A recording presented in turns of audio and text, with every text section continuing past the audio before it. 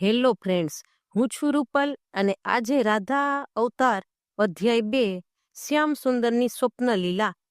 રાધા મહાભાવની આવી અલૌકિક મનોદિશામાં સમય પસાર કરી રહેલા શ્રી કૃષ્ણને એક રાતે એવો વિચાર આવ્યો કે ગાંધારી શાપ નિર્મિત કે વિધિ નિર્મિત દુર્ઘટનાઓ સાકાર થવા માંડે તે પૂર્વે હવે જે થોડો સમય બાકી રહ્યો છે તેમાં દ્વારિકાના રાજમહાલયનું અને અંતઃપુરના આવાસોનું સમગ્ર વાતાવરણ શ્રી રાધામય બની જાય તે માટે કોઈ અદ્ભુત માયાની રચના કેમ ન થઈ શકે. અને યોગેશ્વરે શ્રી કૃષ્ણે મનમાં જ્યાં આટલો વિચાર જ કર્યો ત્યાં તો સદાય એમની ઈચ્છાવશ શક્તિથી યોગ માયાએ પોતાની દિવ્ય માયા શક્તિનો એવો પ્રબળ પ્રભિભાવ પ્રસાવ કર્યો કે દ્વારિકાના રાજમહેલમાં નિવાસ કરતા શ્યામ સુંદરના તમામ સ્વજનો જ નહીં, ખુદ રાધા રમણ ઘનશ્યામ પોતે પણ માયાવી પ્રવાહથી ભીંજાયા વિના ન રહી શક્યા. એકવાર એવું બન્યું કે 10-12 દિવસની લાંબી યાત્રા દરમિયાન રાજકાજની અનેક આટુઘીટીઓ ઉકેલીને માનસિક રીતે થાકેલા દ્વારકાધીશ રાત્રિનો બીજો પહોર પૂરો થવાની તૈયારી હતી ત્યારે રાજભવનમાં આવ્યા. અત્યારે ભોજન કરવાની ખાસ રુચિ ન હતી અને લાંબી મુસાફરીનો થાક પણ લાગ્યો હતો એટલે સીધા પટરાણી રૂક્ષ્મણીના આવાસે પધાર્યા. હાથ પગ મોં ધોઈ શયન વસ્ત્રો પરિધાન કરી થોડું દૂધ પીને પ્રભુ એમના શયન કક્ષમાં ચાલ્યા ગયા. પણ તેને ખબર પડી કે સ્વામી રૂક્ષ્મણી ભવનમાં ગયા છે ત્યાં તો બધી રાણીઓ કોઈ પણ દિવસ ન જાય અને તે દિવસે રાત્રિના સમયે એમાંય તે જો સ્વામી પોતાના આવાસમાં પધાર્યા હોય ત્યારે તે કદી પણ અહીં ન આવે એવી આ સપ્ત રાણીઓને અત્યારે લગભગ મધ્યરાત્રિએ એક સાથે આવી ચડેલી જોઈ રૂક્ષ્મણીને ભારે આશ્ચર્ય થયું. કદાચ કંઈક અજુગતું તો બની ગયું હશે કે આ કોઈ અગત્યના કારણસર પ્રભુને આપવાના હશે તો જ આ લોકોએ આવું સાહસ કર્યું હશે એમ સમજીને વિવેક અને સૌજન્યથી રૂક્ષ્મણીએ સૌને આવકાર્યા, આસન ગ્રહણ કરવા જણાવ્યું અને પછી શાંતિથી એમના આગમનનું કારણ પૂછ્યું. ઘણા દિવસે મહેલમાં પધારેલા સ્વામીનાથના દર્શન કરવા અને ચરણ સ્પર્શ કરવા અમે આવ્યા છીએ એવી ખબર પડી એટલે રૂક્ષ્મણીજી કંઈક હળવા થયા અને ધીરેથી બોલ્યા કે સ્વામીનાથ તો કશું જ ખાધા પીધા વિના જાજી વાતચીત કર્યા વિના હું ખૂબ થાકી ગયો છું, મારે સૂઈ જવું છે એમ કહીને શયન કક્ષમાં ચાલ્યા ગયા છે. એમની માનસિક સ્થિતિ તો તમે સૌ ક્યાં નથી જાણતા. હમણાંથી તો મારી સાથે પણ ખૂબ પૂરતી જ વાત કરે છે. એમને શયન કક્ષ સુધી વડાવીને એમની આજ્ઞા મુજબ ત્યાંથી પાછી વળીને હું સૂઈ જવાની તૈયારી જ કરતી હતી ત્યાં સેવિકાએ સમાચાર આપ્યા કે આપ સૌ આ બાજુ પધારી રહ્યા છો એટલે રોકાઈ ગઈ. બોલો હવે શું કરવું છે? સત્યભામાએ સૂચવ્યું કે અમે અહીં સુધી આવી જ ગયા છીએ તો એક કામ કરીએ, ચૂપચાપ અંદર જઈને જોઈએ કે સ્વામીનાથ જાગે છે કે ઊંઘી ગયા છે. જો ખરેખર પોટી ગયા હશે તો ચરણ સ્પર્શ કરવાથી એમનું નિંદ્રાભંગ થઈ જશે માટે કેવળ મુખ દર્શન કરીને અમે સંતોષ માનશું અને જો જાગતા હશે તો ચરણ સ્પર્શ કરીને થોડીક ઔપચારિક વાતો કરી વિદાય લઈશું. બોલો કેમ લાગે છે? સત્યભામાએ અન્ય સૌને પૂછ્યું. સૌએ કહ્યું બરાબર છે એટલે રૂક્ષ્મણીથી કંઈ બોલાયું નહીં. જેવી ભગવાનની મરજી એના મનમાં વધીને એમણે કહ્યું તો ચાલો હું પણ તમારી સાથે આવું છું. અવાજ ન થાય એ રીતે સૌ ચૂપચાપ મારી પાછળ પાછળ ચાલ્યા આવો.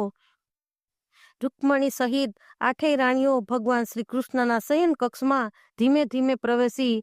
જોયું તો શ્યામ સુંદર દ્વારની વિરુદ્ધ બાજુ પડખાભેર સૂઈ રહ્યા હતા અને ખરેખર નિદ્રાધીન હતા કેમ કે એમના નસકોરા પણ બહાર સંભળાઈ રહ્યા હતા. મુખ કમળના દર્શન પણ સી રીતે થાય? જો સ્વામી પડખું બદલે તો થાય. પટરાણીના ઈશારા મુજબ સૌ રાણીઓ પ્રભુના છત્ર પલંગની ડાબે પડખે હારબંધ ઊભી રહી ગઈ અને હાથ જોડીને નિદ્રાધીન પ્રાણેશ્વરને વંદી રહી. મનમાં એવી આશા ધારીને કે સ્વામીનાથ પડખું ફેરવે તો આપણો ફેરો સફળ થાય, અમને એમના મુખારવિંદના એકવાર દર્શન થઈ જાય. વાસુદેવે ઊંઘમાં ચીસ પાડી, રાધે રાધે, આ તે શું કર્યું દેવી? અને આટલું કહેતાની સાથે જ જમણા પડખેથી ડાબા પડખે ફરી જઈને શ્રી કૃષ્ણ કોઈ નાનું બાળક બિહામણું સ્વપ્ન જોવે છળી ઉઠે ને ઊંઘમાં હિપકા ભરે તેમ આક્રંદ સહ ઊંકારા કરવા લાગ્યા. જિંદગીમાં ક્યારે ન જોયેલી પ્રાણેશ્વરની આવી સ્થિતિ જોઈને રૂકમણી સહિત બધા ગભરાઈ ગયા અને હેત પ્રેત થઈ ગયા. એક બાજુ થોડી વારે રાધે રાધેનો શ્રીમુખે થઈ રહેલો જાપ અને વચ્ચે વચ્ચે ઘડીકમાં આ પડખે તો ઘડીકમાં પેલે પડખે ફરી રહેલા ત્રિલોકપતિ રાણીઓથી પોતાના પતિ પરમેશ્વરની આવી અવદશા જોઈ નથી જાતી. તેની આંખોમાંથી આંસુ સરી પડ્યા. સૌ પોતપોતાની રીતે મનમાં દુઃખી થવા લાગ્યા. અરે રે, દ્વારિકાના ધણીની આ દશા! એક તો કેટલાય દિવસોથી નિરાતે બેસવાનો ટાઈમ નથી અને રાતમાં કેવા બિહાવણા સપના આવે છે, પરંતુ ઊંઘમાં સ્વામીને જે કંઈ બોલ્યા એનો અર્થ શું? એવું તો શું જોયું હશે પ્રભુએ સપનામાં કે એમના જેવા મહાપુરુષથી આમ ચીસ પડાઈ ગઈ? હજી પણ શું ચાલી રહ્યું છે સપનામાં કે પ્રાણેશ્વર ક્યારનાય દુઃખી થઈ રહ્યા છે? ઓ ભગવાન, હવે તો નથી જોઈ જવાતી આ સ્થિતિ. આમ ને આમ ક્યાં સુધી ચાલશે અને ક્યાં સુધી ચૂપચાપ જોયા કરીશું? અને આ સ્વપ્ન તૂટી જાય એવો કોઈ ઉપાય બતાવો, તો જ પ્રભુ એકવાર ઊંઘમાંથી એને જગાડી દેવા જોઈએ.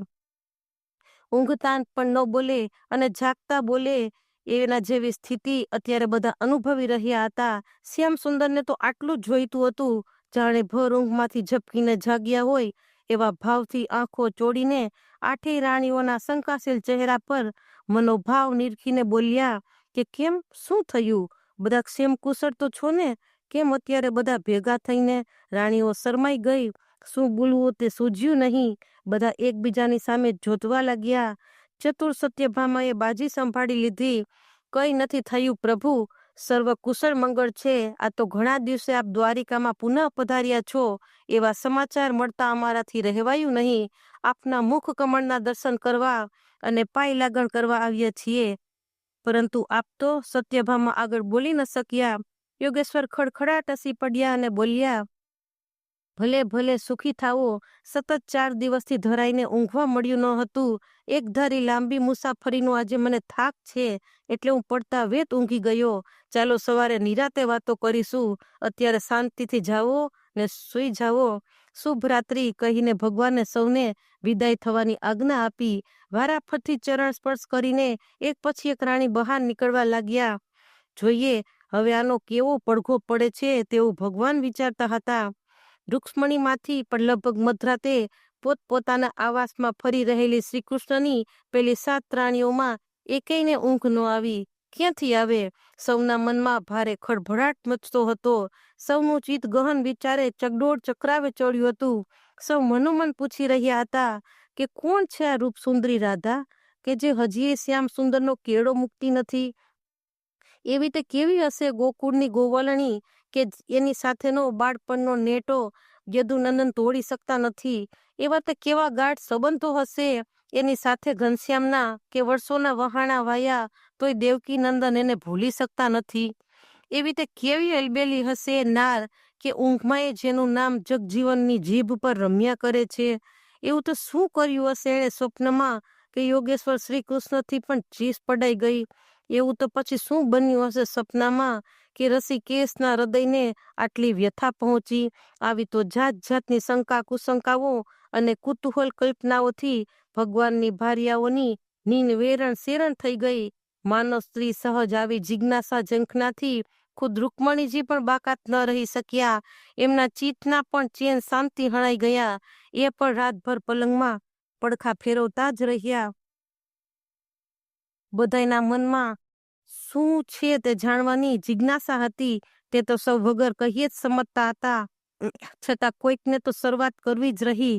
એમ સમજીને જામવતીએ પહેલ કરી કે મોટા બેન, ગઈકાલ રાતનું દ્રશ્ય આંખો આગળથી ખસતું જ નથી. અને લક્ષ્મણા એકદમ બોલી ઉઠી, હા બહેન, તદ્દન સાચી વાત છે. તે દિવસે તમે ક્યાં નહોતું જોયું કે સ્વામીનાથ તો એમના બાળ સખા સુદામાજી પાસેથી તાંદુલની બચકી આંચકી લઈને નાના બાળકની જેમ ફાકડા મારવા મંડી રહેલા. અમે તો સૌ મોં પર હાથ દાબી હસતા હતા. પણ આ તો અમને તો કંઈ ગતાગમ નહોતી કે આ બધું શું થઈ રહ્યું છે. એ તો જ્યારે તમે પાછળથી કહ્યું ત્યારે જ ખબર પડી કે દ્વારિકાના ધણી તો પોતાના અજાચક્રવ્રતધારી નિર્ધન સખાને તાંદુલના પ્રત્યેક ફાકે પોતાને રિદ્ધિ સિદ્ધિ સમૃદ્ધિ બક્ષી રહ્યા હતા. એ તો સારું થયું કે અંતર્યામીના અંતરની ભાવના તમે જાણી ગયા અને ત્રીજે ફાકે એમનો હાથ પકડી લીધો અને બાકીના તાંદુલ અમને પ્રસાદી રૂપે વહેંચી આપ્યા. એમ ન કર્યું હોત તો? બધાએ હામાં હા મિલાવી. સત્યાએ તો પતરાણીના પગ જ પકડી લીધા અને આગ્રહભરી વિનંતી કરી કે મહાદેવી કહો ને, કોણ છે આ રાધા? ક્યાં મળેલી છે મુરલીધરને? આપી એને જોઈ છે? સ્વામી એને છેલ્લે ક્યાં મળેલા? એ અત્યારે ક્યાં રહે છે? શું કરે છે? અમને કંઈક તો કહો. અને આટલું સાંભળ્યા બાદ સત્યભામાએ પણ શ્રી રૂકમણીના બંને હાથ પકડી લઈ આંખોમાં આંખ પરવી અને પોતાનો સૂર પુરાવ્યો. ત્યારે તો રૂકમણીજી કિંગ કર્તવ્ય મૂળ થઈ ગયા. થોડી વારે કળ વળતા સૌને આસન ગ્રહણ કરવાનો અનુરોધ કરી અને પછી હળવેકથી બોલ્યા કે જે જિજ્ઞાસા તમને સૌને થઈ રહી છે તે મને પણ થઈ રહી છે. તમે સૌ જે પૂછી રહ્યા છો તેમાંનું હું કાંઈ જાણતી નથી. માત્ર એટલું જ જાણું છું કે રાધા નામની એક નાનકડી ગોપાંગના પ્રભુને એમની બાલ્યાવસ્થામાં મળી હતી. નંદબાવા અને યશોદા મૈયાને ત્યાં બાળપણ ગુજારી રહ્યા હતા ત્યારે તે વ્રજભૂમિમાં મળેલી, પણ એ તો સાવ નાનપણમાં. ત્યાર પછી એ મથુરામાં આવ્યા. કંસવધ કર્યો ત્યારે પણ હું મારા ભાઈ રૂકીમ સાથે મથુરા આવી હતી ને મેં પહેલી જ વાર એમને ત્યાં જોયા ત્યારે તો એમની સાથે નહોતી આવી. પછી તો એ ગુરુને ત્યાં ભણવા ગયા. પાછા આવ્યા બાદ મથુરાની પ્રજાનું અને યાદવોનું રક્ષણ કરવાની સતત દોડધામમાં પડી ગયા. એ દિવસોમાં પ્રભુ મથુરાથી યમુના નદી ઓળંગીને પેલે પાર ગયા જ નથી એ હું બરાબર જાણી છું. પછી તો મારા સ્વયંવરનું જે નાટક રચાયું તેમાંથી મને બચાવી લેવા મેં એમને દ્વારિકા મુકામે પત્ર મોકલ્યો અને તેમણે મારી ઈચ્છા મુજબ મારું અપહરણ કર્યું. બસ ત્યારથી માંડીને આજની ઘડી સુધી હું પ્રભુની પાસે જ છું. તેથી ચોક્કસ કહું છું કે રાધાની ને સ્વામીનાથની મુલાકાત આ બધા વર્ષો દરમિયાન ક્યારેય થઈ જ નથી. સત્યભામાથી હવે ન રહેવાયું. મોટી બેન માની લીધું કે એમની વચ્ચે મુલાકાત નહીં થઈ હોય, પરંતુ પ્રભુ એને ભૂલ્યા નથી એ તો દીવા જેવી વાત છે. એ વિના ઊંઘમાં એનું નામ જીભ પર આવે નહીં. વળી અમને પણ ખાતરી છે કે પ્રભુ એના વિશે ઘણી બધી વાતો તમને તો કરી જ હશે.